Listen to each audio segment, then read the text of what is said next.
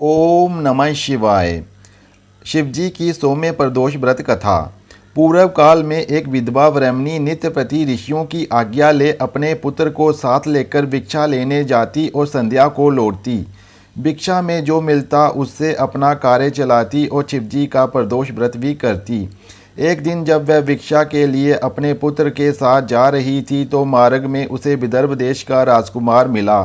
शत्रुओं ने उसे उसकी राजधानी से बाहर निकाल दिया था और उसके पिता को भी मार दिया था, अतः वह मारा मारा फिर रहा था। ब्रह्मणी उसे अपने साथ ले आई और अपने पुत्र के साथ साथ उसका भी पालन पोषण करने लगी। एक दिन उन दोनों राजकुमारों और ब्राह्मण बालकों ने वन में गंधर्व कन्याओं को देखा।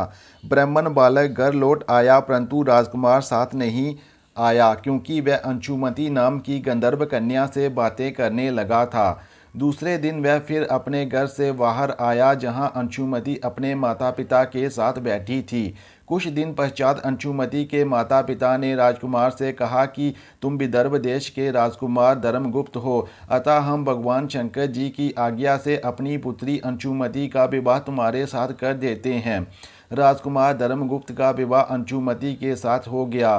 बाद में राजकुमार ने गंधर्वराज की सेना की सहायता से विदर्भ देश पर अधिकार कर लिया और ब्राह्मणी के पुत्र को अपना मंत्री बना लिया।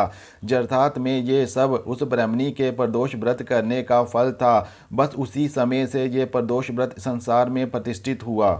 द्वादशी और त्रयोदशी के मध्य के समय को प्रदोष काल कहते हैं। इस दिन व्रत करने वाले पर शिवजी महाराज बहुत प्रसन्न हो जाते हैं और मनवांछित वरदान भी देते हैं।